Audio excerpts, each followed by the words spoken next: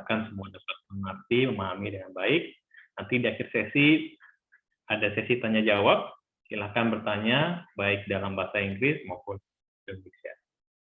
Okay, I will start my presentation. Let me share my screen. Saya akan mulai presentasi saya. Saya akan membagikan layar.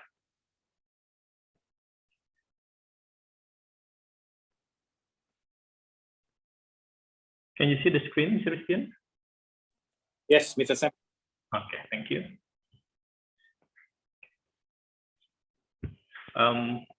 Pada siang hari ini saya akan membagikan tentang apa yang akan kita lakukan minggu depan, yaitu hybrid learning model. Ya, kita sudah melakukannya di term 2 dan ada sedikit penyesuaian yang kita lakukan di term 3 ini, mengikuti kebijakan atau policy dari pemerintah. Ya. Ini adalah poin-poin yang penting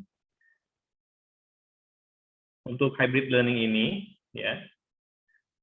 Yang pertama adalah hybrid learning kita akan melakukan 3 hari dalam seminggu, ya, yaitu hari Senin, Rabu, dan Jumat.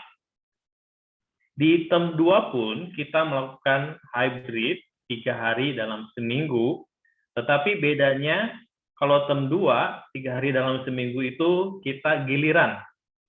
Ya, giliran kelasnya. Ada yang masuk hari Senin saja, kemudian ada level yang masuk hari Rabu saja, ada juga yang masuknya hari Jumat. Nah, di sini masuk 3 hari dalam seminggu ini untuk semua level. Ya. Jadi setiap hari Senin, Rabu, dan Jumat, semua murid yang mengikuti pembelajaran tatap muka atau PTM, face-to-face meeting, ya, face-to-face lesson, itu akan datang ke sekolah 3 kali dalam seminggu, 3 hari dalam seminggu. Jadi itu bedanya. Di term 2 mereka hanya datang 1 hari dalam seminggu, di term 3 mereka akan datang 3 hari dalam seminggu. Ya. Jadi memang untuk PTM kali ini pemerintah memberikan kelonggaran-kelonggaran, ya, termasuk lebih banyak hari untuk murid-murid datang ke sekolah. Kalau di term 2 itu dari pemerintah memang hanya mengizinkan 1 hari saja untuk murid datang ke sekolah. Kemudian untuk jam pelajarannya, ya, murid-murid akan mengikuti pelajaran di sekolah selama 6 period atau 6 jam pelajaran. 1 jam pelajaran adalah 30 menit, sehingga 6 jam pelajaran berarti 3 jam. Ya. Pengaturannya sama persis dengan apa yang kita lakukan di term 2. Di term 2 pun ketika mereka melakukan hybrid di sekolah, itu adalah 6 jam pelajaran. Ya. Nanti saya akan jelaskan dengan lebih detail. Dan kelonggaran lainnya yang diberikan oleh pemerintah, sekolah dapat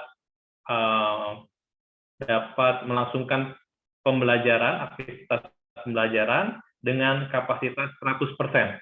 Ya. Jadi di kelas boleh 100% dari murid-murid di kelas tersebut datang ke sekolah. Kami mengerti ada beberapa parent yang masih memiliki kekhawatiran, ya, untuk mengirimkan anaknya ke sekolah, ya, apalagi dengan adanya varian baru Omicron. Jadi kita tetap akan memberikan fasilitas online learning atau hybrid learning mode.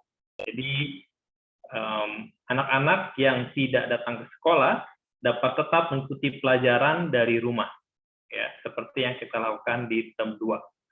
Makanya kita namakan hybrid learning mode. Oke. Ini berlaku untuk semua level dari Sec 1 sampai JC2. Ya. Jadi 4 ini adalah poin-poin penting yang akan kita lakukan di hybrid learning minggu 3 atau di term term 3 ini. Ya. Oke, sekarang saya berikan detailnya. Yang pertama, school current situation. Ya. Semua guru telah divaksinasi lengkap. Semua staf juga sudah divaksinasi lengkap. Ya. Ketika saya mengadakan meeting ini di bulan Oktober kalau nggak salah ya, atau November ya, Oktober, itu masih ada beberapa student yang belum divaksinasi karena mereka masih di bawah 12 tahun. Tapi pada saat ini semua murid sudah divaksinasi.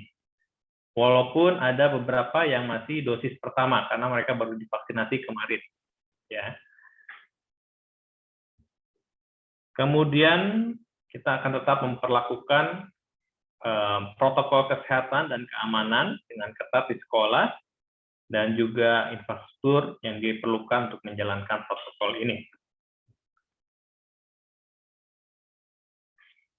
Ini untuk mengingatkan saja apa yang kita lakukan di term 2 dan di term 3 ini tidak ada perubahan.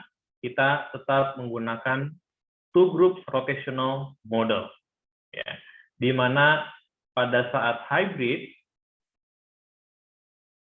guru akan mengajar dua grup murid. Ya. Satu grup yang datang ke sekolah mengajar ada di ruang kelas dan satu grup lagi murid yang belajar online melalui Zoom. Oke. Kapasitas sekolah 100%. Ya. Jadi ini memang pemerintah terus mendorong agar anak-anak dapat segera bersekolah kembali, ya, mengingat sudah hampir 2 tahun mereka tidak bersekolah dan tentu saja ini mempengaruhi bukan saja akademik mereka, ya, tetapi juga social emotion mereka. Ya. Karena mereka sebagai anak-anak tentu perlu memiliki interaksi langsung baik dengan teman-temannya maupun dengan gurunya. Ya, tetapi mengingat situasi, kita tetap mengakomodir online learning, ya, sehingga akan ada dua grup, yaitu grup A dan grup B. Grup A adalah murid yang datang ke sekolah untuk melakukan hybrid. Ya, seperti saya bilang tadi, 3 hari dalam seminggu, Senin, Rabu, Jumat. Sedangkan grup B adalah murid-murid yang orang tuanya tetap memilih mereka untuk belajar dari rumah. Jadi mereka tetap full online, full HBL. Grup A akan datang ke sekolah 3 kali dalam seminggu, dan kita tetap meminta orang tua untuk menyerahkan atau mengumpulkan indemnity form, ya, ditandatangani di atas materai sebelum mengirimkan anaknya ke sekolah. Ya. Jadi, tetapi jika sudah mengumpulkan indemnity form ini di term 2, tidak perlu mengumpulkan lagi. Ya. Ini untuk orang tua yang belum pernah mengirimkan anaknya ke sekolah dan di minggu depan akan pertama kali mengirimkan anaknya ke sekolah. Jadi tolong diminta lagi ke anaknya indemnity form, diisi, kemudian ditandatangani, dibawa diberi kepada form teacher, soft copy-nya, dan dibawa hard copy-nya ketika datang ke sekolah. Ya. Nah, ini kalau lihat di tabel, ini adalah pengaturan kita di term 2. Ketika itu di term 2, kapasitasnya maksimum hanya 50%, dan hari Senin itu yang datang ke sekolah hanya secondary 3 dan JC2. Kemudian hari Rabu secondary 2, JC1, hari Jumat Sec 1, Sec 4. Ini adalah pengaturan di term 2. Untuk term 3, ya, karena kelonggaran yang diberikan oleh pemerintah, sehingga ini adalah pengaturannya, ya.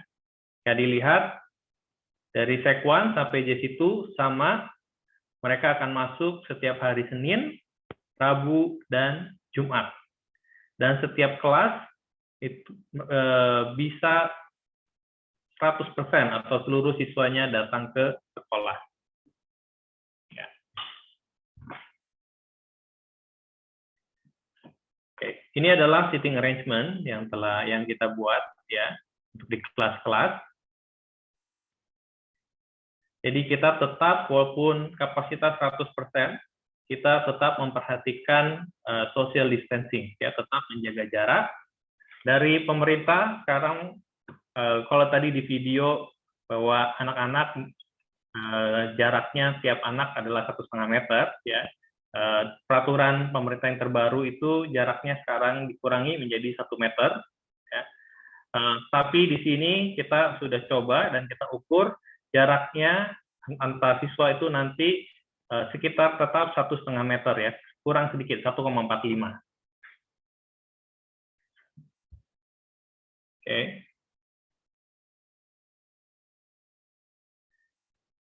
Kemudian ini adalah indemnity form. Jadi sekali lagi kita mengingatkan bahwa murid-murid tetap perlu untuk menyerahkan indemnity form sebelum mereka datang ke sekolah. Jika sudah menyerahkan indemnity form di term 2, tetap berlaku sehingga tidak perlu menyerahkan ulang.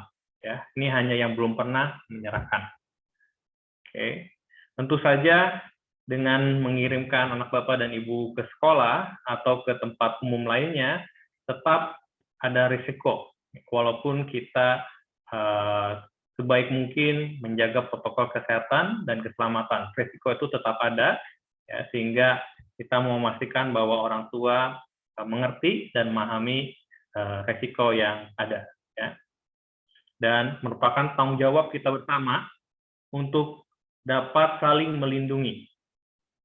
Jadi di form tersebut juga kita mengharapkan kerjasama orang tua, Bapak dan Ibu, jika misalkan anaknya sakit, ya, atau ada gejala seperti demam, batuk, sakit tenggorokan, dan lain-lain, untuk tidak mengirimkan anaknya ke sekolah, ya, seperti itu. Supaya kita dapat saling menjaga, kita dapat saling melindungi. Oke, kemudian bagi orang tua yang memilih untuk anak-anaknya tetap belajar dari rumah, jadi tidak mengirimkan anak-anaknya ke sekolah, ya, kita memerlukan surat pernyataan bahwa untuk saat ini saya tetap belum bisa mengirimkan anaknya ke sekolah. Nanti kita akan provide template-nya, ya. Nanti kita akan berikan waktu sekitar 1 minggu untuk orang tua dapat menyerahkan surat ini. Ya. Oke. Untuk jam pelajaran, ini sama dengan term 2 pengaturannya, tidak berbeda. Jadi anak-anak kita akan memulai pelajaran atau memulai sekolah ya pukul 7.15, sama seperti saat ini ya. Saat ini pun anak-anak memulai pelajaran jam 7.15, tetapi kalau mereka datang ke sekolah, kami harapkan mereka dapat datang lebih awal ya. Kami misalkan datang sekitar pukul 6.45 ya, paling telat jam 7.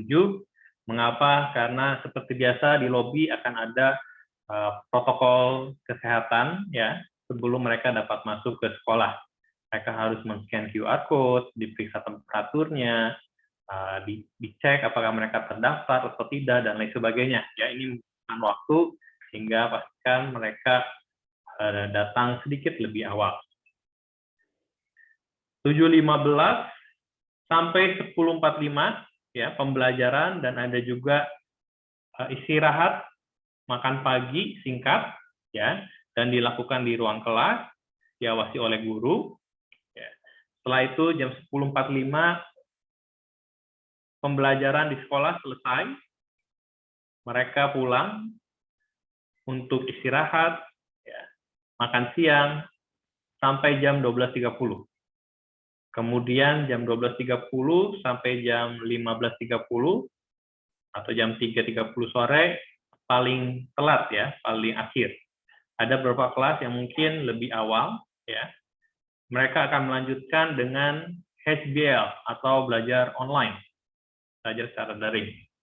Ini pengaturannya sama dengan term 2. Timetable-nya akan seperti ini.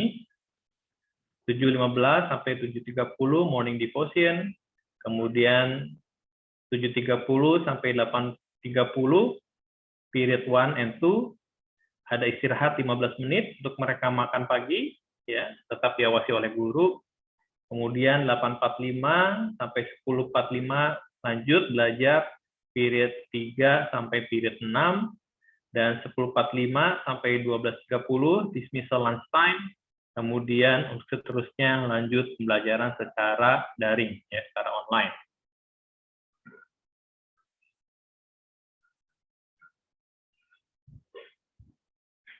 Oke, nah ini infografis saja, ya, pesannya sama.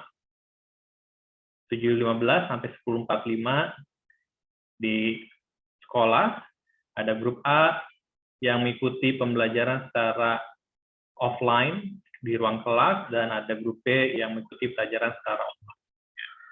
10.45 sampai jam 12.30 pulang, makan siang, istirahat, dan lanjut HBL jam 12.30 sampai paling sore jam 3.30.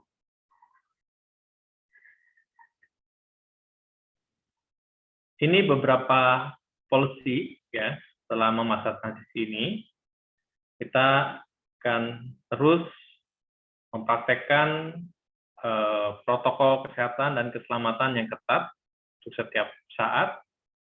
Kita tetap membatasi student movement, ya, mereka hanya boleh bergerak dari lobi ke ruang kelas mereka, kembali ke lobi, ya. Kemudian kita akan minimize parallel classes sehingga tidak banyak murid berpindah dari satu kelas ke kelas yang lain. Laboratorium itu kita buka, ya. Sudah lama, hampir 2 tahun, anak-anak tidak pergi ke laboratorium.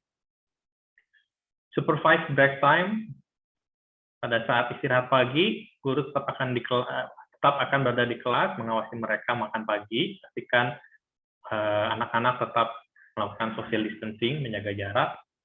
Tidak ada CCA, kita akan melakukan arrangement khusus di term 3 ini untuk CCA-nya, ya. Dan juga limited remedial.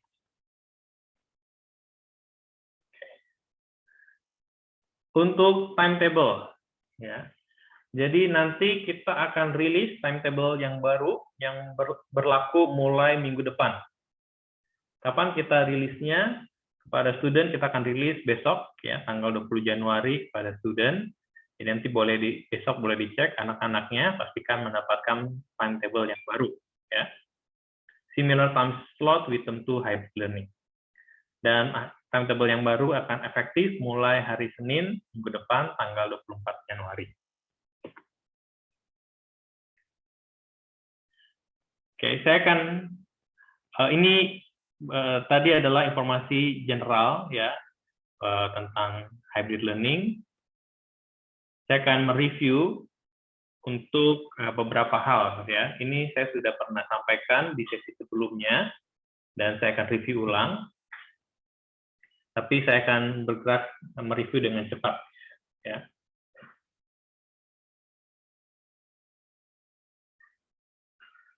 Oke, ini tetap akan kita berlakukan untuk anak-anak. Mereka menggunakan BBS Health Card App, ya, BBS Health Card App.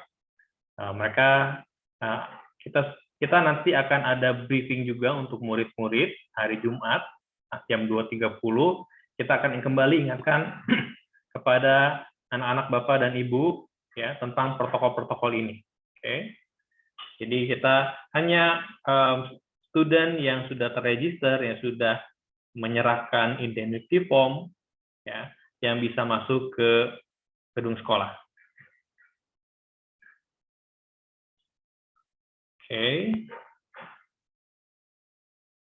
Ya, mereka harus menjawab beberapa pertanyaan, ya. Contohnya apakah demam atau ada gejala yang lainnya, apakah di rumahnya ada yang sakit dan lain sebagainya, ya. Jadi mereka harus menjawab pertanyaan-pertanyaan ini sebelum nanti mereka diperbolehkan datang ke sekolah. Kita juga akan membagikan Google Form ya yang harus diisi oleh orang tua. Nanti kita akan sampaikan lewat anak-anak, yaitu Health and Travel Declaration Plan. Sorry, Health and Travel Declaration ya, bukan plan lagi. Jadi nanti akan ada pertanyaan untuk memastikan bahwa baik murid-murid maupun keluarga yang di rumah, yang berada satu rumah itu semua dalam keadaan sehat. Ya. Kemudian kita ingin tahu juga apakah murid-murid atau keluarga dari murid-murid itu melakukan perjalanan ke luar negeri pada saat libur Natal kemarin dan lain sebagainya. Ya. Akan cukup simpel sehingga deadline-nya kita berikan hari Jumat ini. Ya. Arrival procedure, ini juga saya akan ulas secara singkat saja. Ya. Arrival procedure, kita tetap mewajibkan anak-anak menggunakan health card app dari Bina Bangsa. Kita akan cek QR code-nya terlebih dahulu. Kemudian kita akan cek suhunya. Ya, hanya murid dengan temperatur di bawah 37,5 yang diperbolehkan masuk ke dalam gedung sekolah. Ya. Kalau bisa di rumah, kalau misalkan dirasa demam, ya cek temperaturnya. Jika di atas 37,5, tolong agar tidak perlu dikirim anaknya datang ke sekolah. Ya. Kita juga tetap mewajibkan anak-anak untuk melakukan tes antigen terlebih dahulu, ya, sebelum datang ke sekolah, dan tes antigen akan berlaku untuk 1 bulan, ya. Jadi akan diulang tiap 1 bulan. Jadi kita tidak perlu juga murid-murid tiap datang ke sekolah untuk melakukan tes antigen. Ya. Nanti saya akan berikan sedikit lebih detail tentang antigen ini. Ketika datang, mereka juga akan cuci tangan, ya. Kita memastikan mereka menggunakan masker dan lain sebagainya.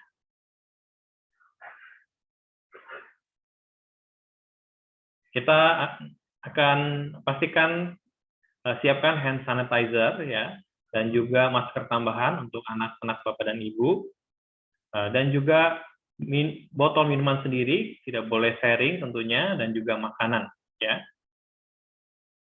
Dan mungkin yang penting juga adalah proper grooming. Pastikan anak bapak dan ibu memiliki datang dengan seragam sekolah yang lengkap, ya. Dan juga biasanya karena sudah lama tidak datang ke sekolah, hairstyle-nya, ya, baik untuk yang laki-laki maupun yang perempuan, agar diperhatikan. Kita kemarin sempat memulangkan beberapa student untuk laki-laki yang rambutnya panjang, ya, pastikan untuk diperhatikan.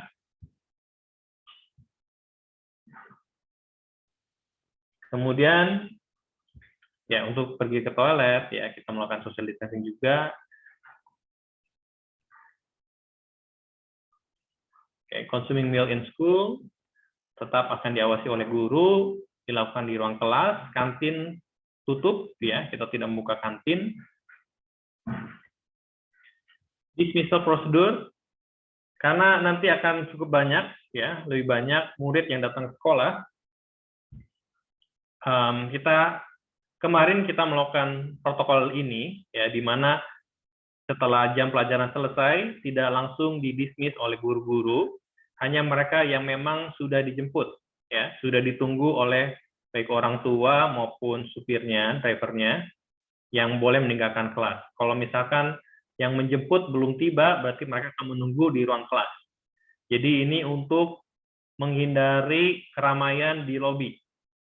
Dan selama term 2 kemarin itu sangat baik sekali, ya, sama sekali tidak ada keramaian di lobi. Jadi begitu anak sampai di lobi itu mereka langsung menuju mobilnya masing-masing.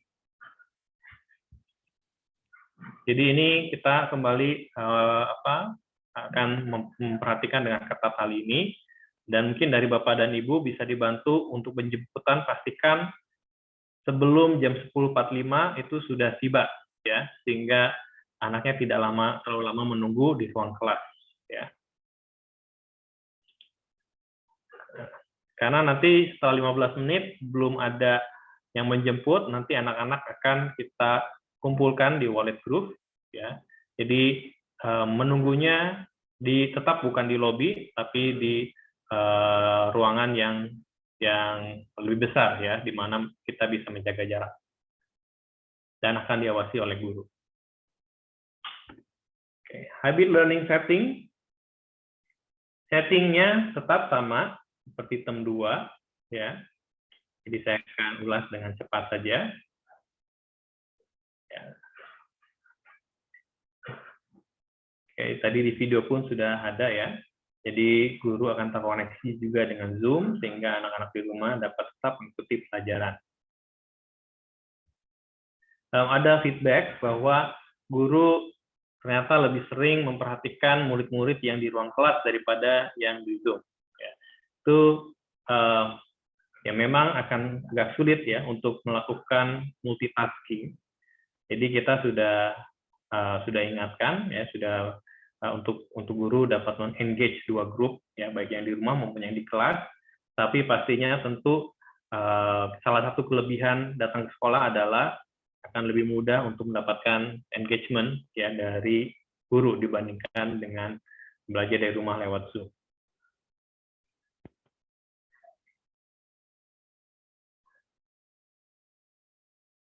Oke.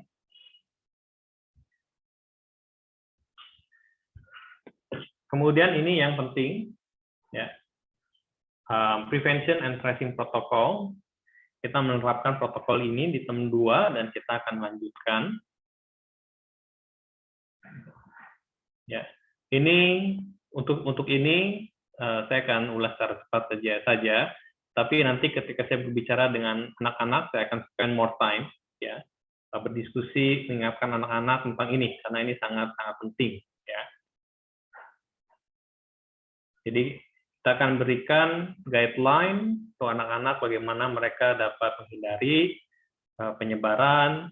Kalau mereka sakit, apa yang harus dilakukan, ya. Mereka sakit di sekolah, mungkin dari rumah sehat, tidak ada gejala, tetapi tiba-tiba ketika sampai di sekolah merasakan gejala, ya. Apa yang harus dilakukan. Kemudian jika mendapatkan hasil positif, apa yang harus dilakukan. Jika pernah kontak dengan kasus positif, apa yang harus dilakukan, dan lain sebagainya. Ya, kita akan brief kembali anak-anak. Oke, ini saya akan cepat saja. Ya, jadi mungkin untuk orang tua, sekali lagi, jika anak Bapak dan Ibu memiliki gejala-gejala seperti ini, ya, tolong untuk tidak dikirim ke sekolah. Silakan untuk anaknya mengikuti pelajaran dari rumah terlebih dahulu. Bukan hanya anaknya saja, ya, jika ada anggota keluarga yang satu rumah juga memiliki gejala-gejala ini, ya mungkin lebih baik untuk anak-anaknya pun tidak datang ke sekolah terlebih dahulu. Ya, kita saling menjaga, kita saling melindungi.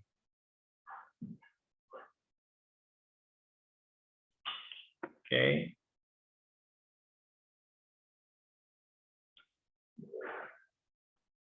Ya, ini adalah alurnya, ya, jika ada murid yang sakit di sekolah. Oke. Jadi nanti kita akan kirim ke sick bay, kemudian akan diperiksa oleh school nurse, ya, perawat kita. Kemudian nanti kita pun akan wawancara sedikit, ya, untuk mengetahui record dari student yang sakit tersebut. Ya. Dan tentu saja pastinya kita akan sampaikan ke orang tua dan jika perlu dilakukan penjemputan untuk dapat penjemputan. Kita juga sudah mempersiapkan ruangan selain sick bay, ruangan khusus sambil untuk observasi, ya.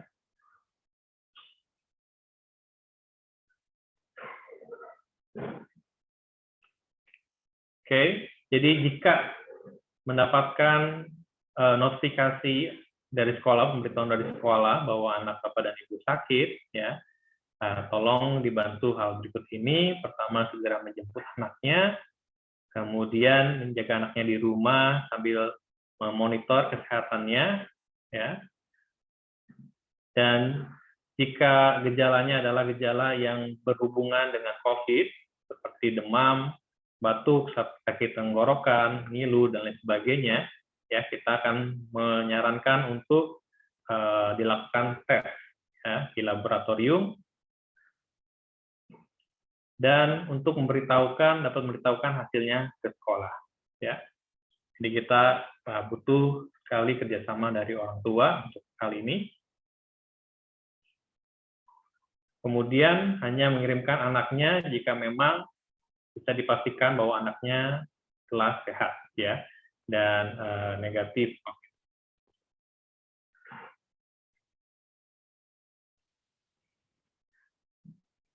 Oke. Jika memiliki simptom yang berkaitan dengan COVID, tapi hasilnya negatif, ya kita tetap menyarankan ya kita tetap meminta murid tersebut ya untuk tetap di rumah setidaknya 5 hari sejak ada gejala, ya walaupun hasilnya negatif. Dan tetap di rumah, misalkan 5 hari masih ada gejala, tetap di rumah sampai gejalanya sembuh total. Kalau ternyata hasilnya positif, kita harapkan orang tua dapat menghubungi sekolah, ya kita ada Satgas COVID, oke, kita akan melakukan tracing, ya, dan kemudian akan tetap di rumah untuk isolasi mandiri setidaknya 14 hari, ya, tidak ada simptom lagi, dan sebelum datang ke sekolah harus submit PCR negatif. Oke.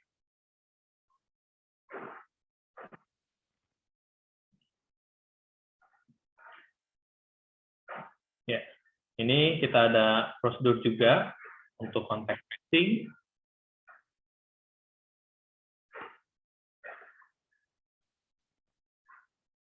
Apa yang terjadi jika misalkan ada kasus positif, ya, ada student, guru, atau staf kita, maka sekolah akan langsung kembali ke mode full HBL, full online, tidak lagi datang ke sekolah untuk semua level, untuk setidaknya 5 hari, ya. Hingga dalam 5 hari itu kita bisa melakukan full disinfection of the entire building, ya. Semua gedung, pelosok gedung dapat diinspektan, kemudian kita dapat melakukan tracing of close contact, dan kembali merestart transition period. Oke. Jadi ini juga berdasarkan dari kebijakan pemerintah ya. Kalau misalkan ternyata ada klaster di sekolah, maka ditutupnya itu selama 14 hari. Jika yang positif itu bukan student atau guru, tetapi adalah anggota keluarga yang satu rumah dengan murid atau guru, ya. Kita pun ingin melakukan pencegahan, ya, sehingga guru atau murid tersebut harus dikarantina, self-isolation, untuk setidaknya 5 hari, pastikan memberitahu sekolah, dan provide negative result, itu PCR atau antigen sebelum masuk ke sekolah kembali. Ya. Jadi memang kita perlu kerjasama bersama ya.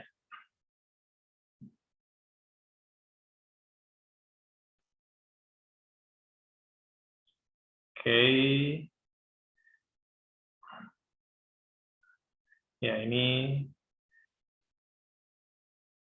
untuk antigen test. Ya. Jadi murid dan guru diwajibkan untuk melakukan antigen test sebelum datang ke sekolah, ya, dan akan diulang untuk sebulan sekali, setiap bulannya. Untuk kali ini, untuk minggu depan, kita sudah menjadwalkan untuk murid-murid melakukan antigen test di sekolah, ya. Untuk yang mau melakukan antigen test di sekolah pada hari Minggu. Hari Minggu nanti informasi lengkapnya akan kita rilis lewat surat. Nanti ada Google Form juga yang bisa diisi. Ya, kita bantu memfasilitasi, tetapi jika lebih nyaman untuk melakukan tesnya di laboratorium, ya silakan. Ya. Jadi kita menerima hasil tes yang dilakukan di sekolah atau hasil tes yang dilakukan di laboratorium. Setidaknya H-1 ya. Tetapi yang kita tidak akan terima adalah tes antigen yang dilakukan mandiri di rumah. Karena sekarang tes antigen kitnya itu bisa dibeli, ya, bisa dibeli secara online. Kemudian melakukan sendiri itu kita tidak terima. Ya, yang kita terima tes antigen yang dilakukan di sekolah atau yang dilakukan di laboratorium. Sekali lagi, tes antigen ini adalah perangkat tambahan ya untuk mencegah penyebaran virus. Ini hanya tambahan saja. Tetap yang paling utama ini adalah 3M, menggunakan masker, menjaga jarak, dan mencuci tangan. Itu yang kita akan terus ingatkan murid-murid. Ya. Mengapa? Karena kita juga tidak tes antigen setiap datang ke sekolah, tapi sebulan sekali. Oleh karena itu, tetap yang paling utama adalah protokol kesehatan dan keselamatannya.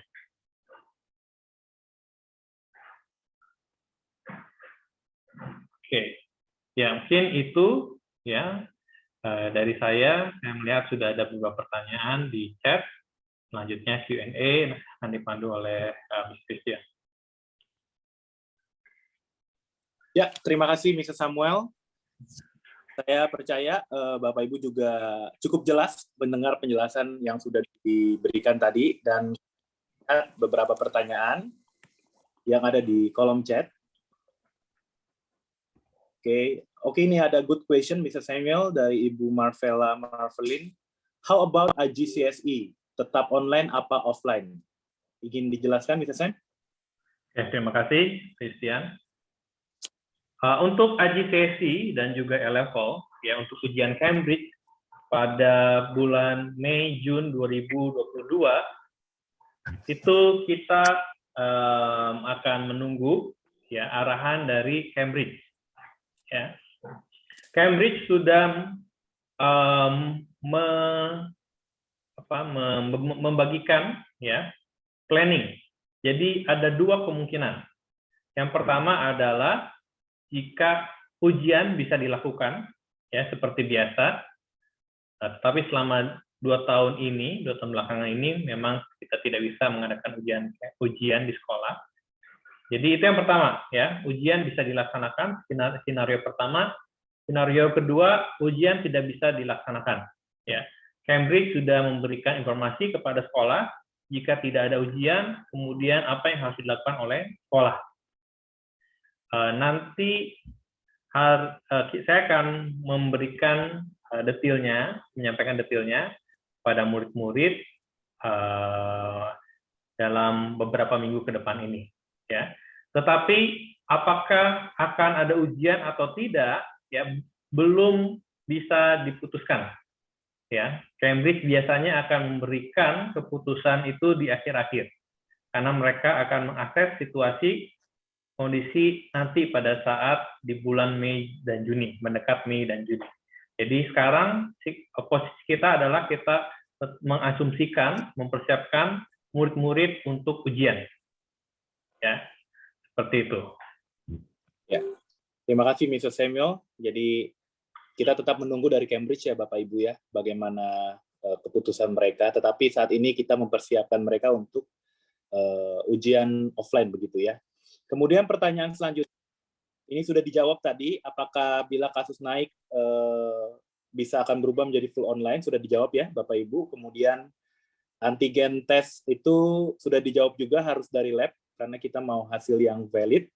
Kemudian ini juga sudah dijawab, tes antigen apakah setiap ke sekolah harus tidak, kita monthly ya, monthly antigen. Kemudian apakah boleh anak baru mulai bergabung tatap muka bulan Maret karena kasus COVID saat ini sedang naik. Mr. Sam mungkin bisa jelaskan? Oke, terima kasih untuk pertanyaannya. Ya, jadi kita memberikan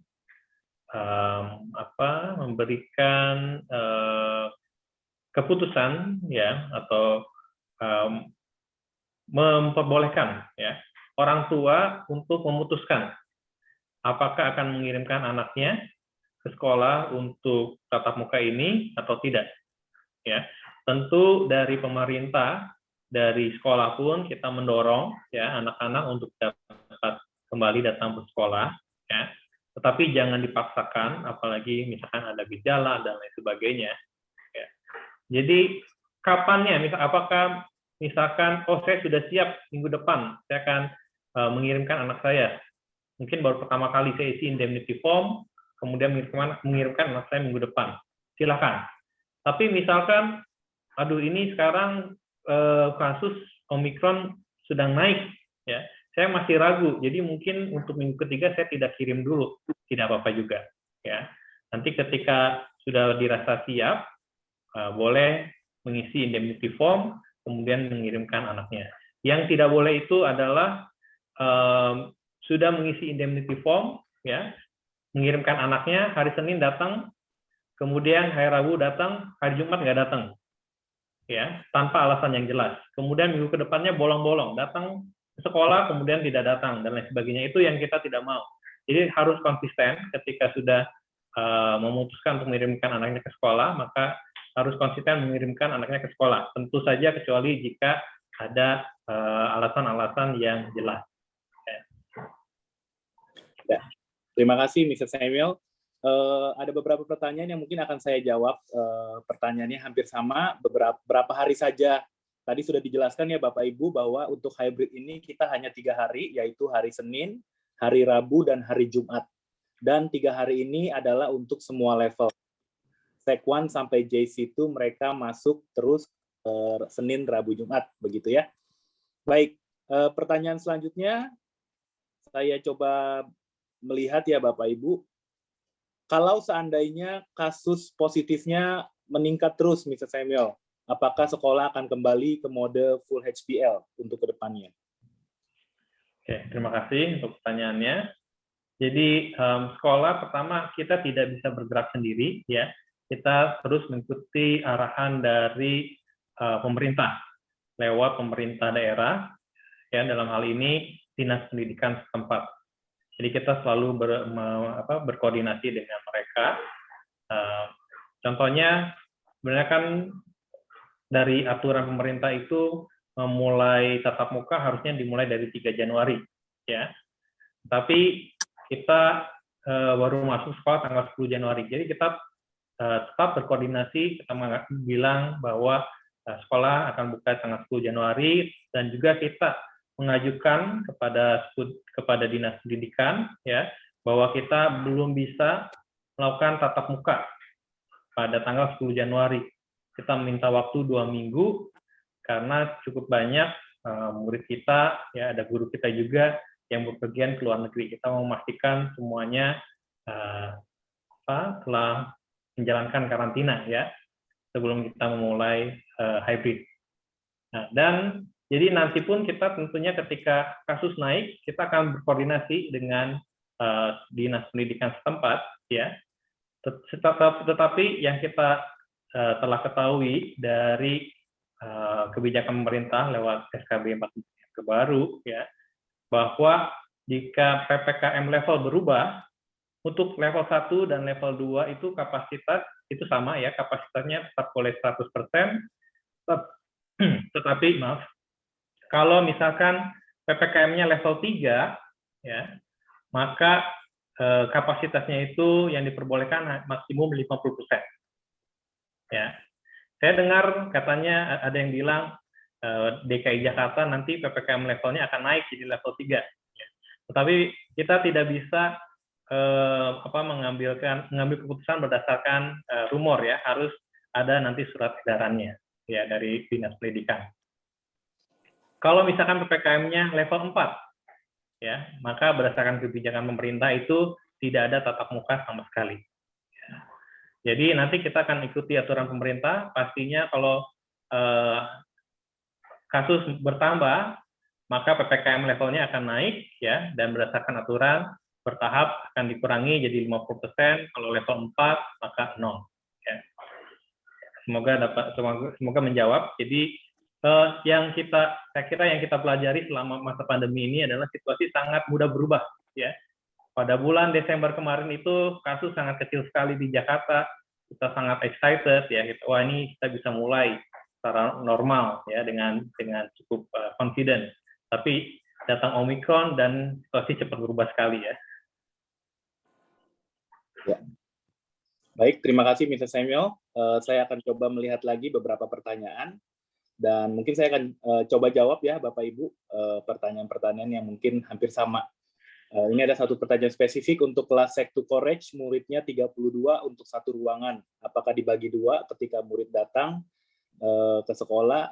Kita akan mencari ruangan yang lebih besar Bapak Ibu karena memang ada beberapa ruang kelas yang cukup besar untuk bisa mengakomodasi sejumlah 32 anak dengan jaga jarak begitu ya. Kemudian ada pertanyaan lagi, apakah di kelas ada jendela ya? Kita sudah memasang hexos di setiap ruang kelas, jadi ada air circulation untuk di setiap ruang kelas ya Bapak Ibu. Kemudian pertanyaan lagi, kalau anaknya baru vaksin 1 kali, apakah bisa masuk sekolah? Tetap bisa masuk ke sekolah, tentunya dengan protokol yang ketat ya, dan ketika anaknya sehat begitu. Mungkin ada satu pertanyaan yang bisa dijawab oleh Mr. Samuel tentang AJCSI. Untuk anak-anak kelas JCB tahun lalu, kalau JCB ada anak yang mau ke A-level saja tidak ikut AJCSI, boleh kan? Karena ujian belum tentu diadakan. Dan kapan harus daftar, Mr. Sam?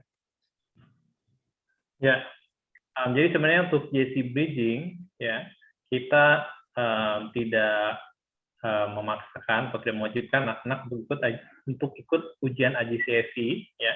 Walaupun memang kita harapkan mereka bisa mengikuti ujian AJCSI bahasa Inggris, ya.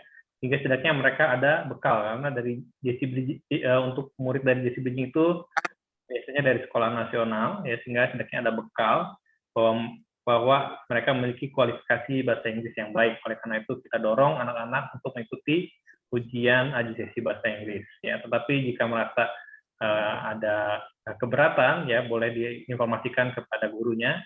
Nanti gurunya akan berdiskusi dengan saya. Ya, terima kasih Mr. Sam.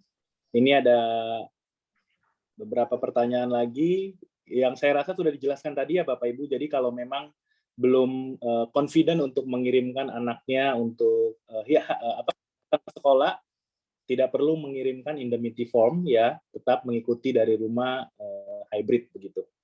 Buat yang baru recovered dan negatif dari COVID, apakah boleh langsung masuk, Mr. Sam?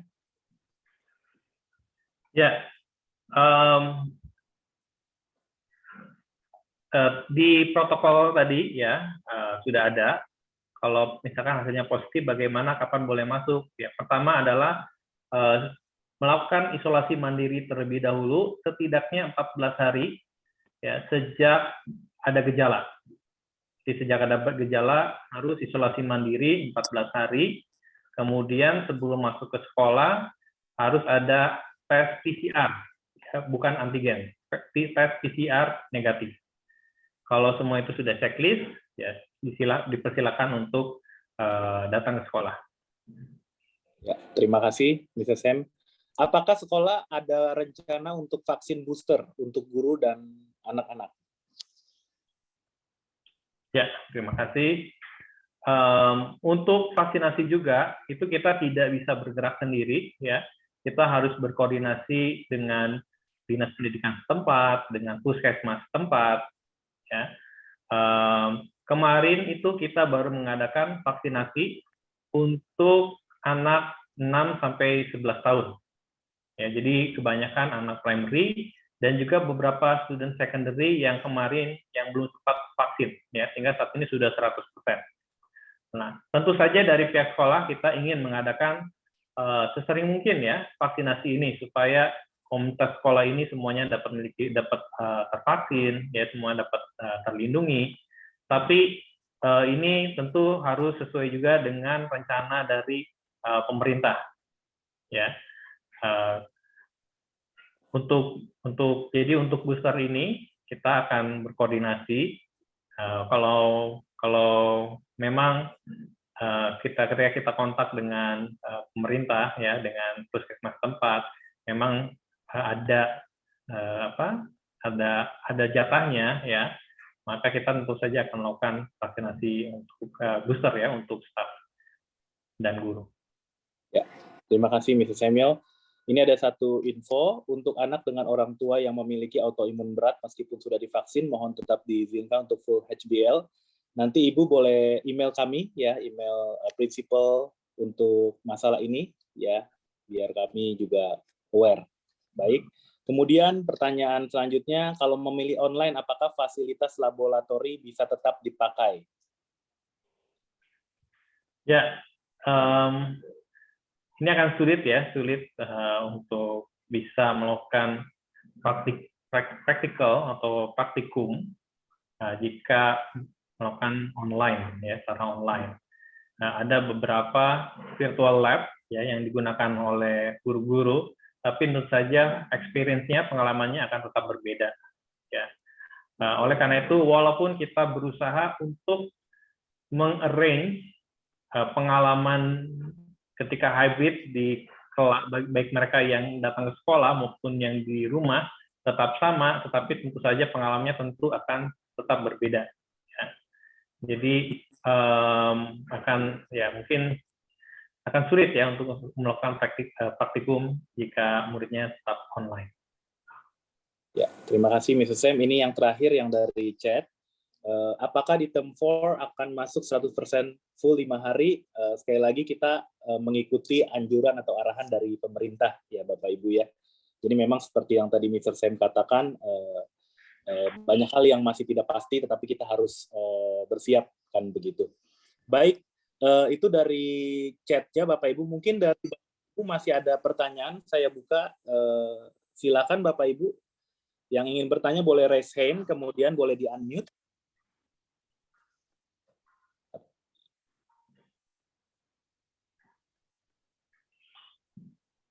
Oke, ini saya cek lagi di, oh ya, ini ada pertanyaan lagi, Mr. Samuel, 2 pertanyaan. Yang pertama, oke, untuk emailnya nanti, Mr. Anton atau Mr. Richard bisa tulis email principal dan vice principal, ya, Mr. Anton dan Mr. Richard di chat. Kemudian yang datang ke sekolah harus bawa iPad atau tidak perlu, Mr. Sam? Ya, bahkan sebelum pandemi, ya, Bina Bangsa kita mewajibkan anak-anak untuk membawa iPad ke sekolah. Oke. Kemudian datang pandemi ini dan, ya, puji Tuhan, ya, kita sudah mempersiapkan sebelumnya. Jadi kebanyakan murid-murid mereka sudah memiliki iPad dan dapat menggunakan iPad tersebut untuk HBL. Okay. Kemudian ketika sekolah, bagaimana datang sekolah? Device yang mereka boleh bawa itu hanya iPad, ya, yang kita perbolehkan untuk bawa ke sekolah adalah iPad. Jadi mereka tidak boleh membawa laptop mereka, ya. Tentu di sekolah kita tetap akan menggunakan aplikasi-aplikasi pendukung pembelajaran, ya, seperti Kahoot, kemudian Quizzes dan lain sebagainya. Jadi anak-anak tetap memerlukan gadget mereka, dan gadget yang kita perbolehkan untuk mereka datang ke sekolah adalah iPad, ya. Kita beri sedikit kelonggaran untuk mereka yang kesulitan untuk mendapatkan iPad, ya. Jadi kalau misalkan tidak bawa iPad ke sekolah, kita tidak, untuk saat ini tidak ada konsekuensinya. Tapi berarti nanti mereka akan kehilangan opportunity kalau misalkan guru akan melakukan kegiatan interaktif dengan menggunakan gadget mereka. Seperti itu. Ya. Untuk hal-hal untuk pelajaran tertentu kita berikan pengecualian, misalkan untuk computer science mereka perlu laptop untuk programming dan lain sebagainya. Itu kita izinkan, tapi hanya untuk pelajaran tertentu saja. Terima kasih, Mr. Sam. Kemudian yang selanjutnya, karena IGCSE masih tentatif, sedangkan due date pembayaran adalah di bulan Februari. Bagaimana jika dilakukan pembayaran tetapi IGCSE-nya batal? Ya, IGCSE dan A-level itu tidak akan batal, pasti akan lanjut, ya. Jadi selama pandemi ini Cambridge tidak pernah membatalkan baik IGCSE dan A-level. Yang berubah, ya, atau yang dibatalkan dalam tanda kutip adalah ujiannya, ya, ujian Cambridge-nya. Jadi tetap deadline-nya tetap sama, tetap harus melakukan registrasi sesuai tanggal deadline, ya. Tidak perlu khawatir, IGCSE dan A-level tidak akan dibatalkan oleh Cambridge. Cuma yang belum bisa dipastikan adalah mode asesmennya. Apakah akan dilakukan ujian atau dilakukan dengan metode yang lain. Seperti itu. Ya, terima kasih, Mr. Sam. Di sini ada pertanyaan, apakah boleh memakai laptop atau tidak memiliki iPad? Ya, tadi saya sudah sampaikan, gadget yang diperbolehkan untuk dipergunakan pada saat pembelajaran hanya iPad. Kemudian untuk device yang lain, contohnya laptop, kita tidak perkenankan untuk dibawa, kecuali pelajaran tertentu, misalkan computer science. Bagaimana kalau tidak punya iPad? Ya, berarti nanti ada beberapa aktivitas yang tidak bisa anak bapak dan ibu lakukan. Oleh karena itu kita tetap menganjurkan agar dapat segera menyediakan iPad untuk anak bapak dan ibu. Ya. Untuk selama masa transisi ini kita memperbolehkan anak untuk menyimpan HP mereka. Biasanya di saat yang normal HP dikumpulkan oleh wali kelas di pagi hari. Kemudian setelah pulang sekolah baru dibagikan. Ya. Jadi untuk masa transisi ini, anak kita tidak akan mengumpulkan HP mereka, tapi HP mereka tetap disimpan di dalam tas, tidak boleh dipergunakan. Yang boleh dipergunakan hanya. Ya, terima kasih, Mr. Sam.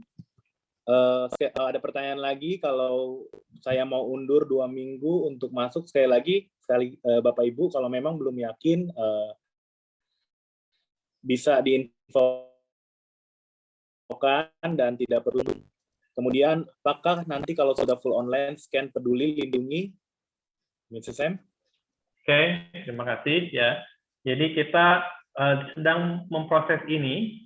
Kita sudah mendatangi Peduli Lindungi. Ya, memang prosesnya cukup lama, membutuhkan waktu untuk kita mendapatkan QR code untuk Bina Bangsa. Ya, untuk saat ini update terakhir yang saya dapatkan ya memang masih diproses.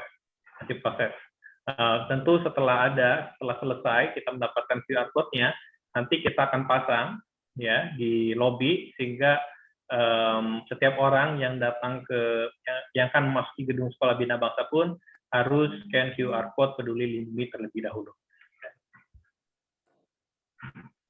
Ya, saya rasa sudah tidak ada lagi pertanyaan di kolom chat. Mungkin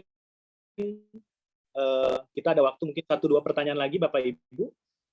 Jika ingin bertanya boleh di unmute, kemudian silakan bertanya atau mungkin menulis lagi di kolom chat. Cukup? Ada satu yang angkat tangan, Pak Yustian. Oh iya. Sorry, silakan. Saya telat masuk. Jadi hybridnya seminggu berapa kali ya?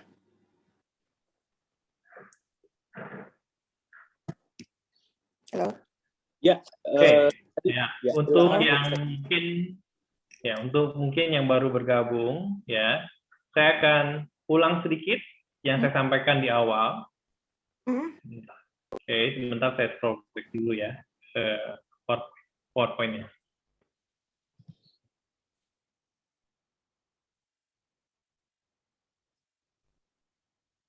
Oke.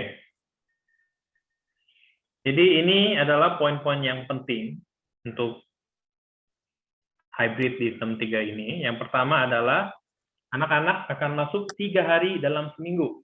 Hari Senin, hari Rabu, dan hari Jumat. Jadi kalau di term 2 mereka masuk 1 hari dalam seminggu, untuk term 3 ini mereka akan masuk ke sekolah lebih banyak harinya, 3 hari dalam seminggu. Ya. Untuk jam pelajarannya di sekolah tetap sama seperti term 2, 6 jam pelajaran. Jadi dari jam 7.15 sampai jam 10.45, kemudian mereka pulang, makan siang, dan lanjut belajar online. 100% kapasitas, ya, jadi satu kelas bisa 100%, semua murid datang, kita tetap melakukan jaga jarak, kita sudah mengarrange titik bangkunya sedemikian rupa, dan ini berlaku untuk semua level. Ya, ya. Kira-kira seperti itu, Ibu, Ya, udah. menjawab ya? Ya, makasih. Sama-sama. Terima kasih, Ibu. Ada beberapa pertanyaan lagi di chat. Saya akan bacakan. Untuk pemakaian iPad, apakah provide Wi-Fi dari sekolah? Ya, kita sudah menyiapkan peralatannya ya, Bapak Ibu. Kemudian untuk surat pernyataan tetap online, ada format dari sekolah. Kita sudah pernah kirimkan di term 2. Tapi jika Bapak Ibu ingin minta indemnity form-nya lagi, bisa hubungi admin. Nanti admin akan kirimkan ya. Kemudian pertanyaan lagi di sini, could you just teach important subject in face-to-face class? Leave arts, other unimportant subject in HBL. Mr. Sam? Okay, thank you for the questions.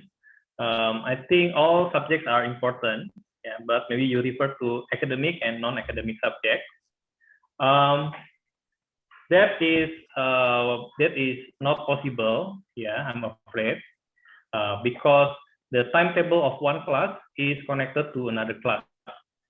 So we need to, and there are some parallel classes where we prefer for these parallel classes to be done online.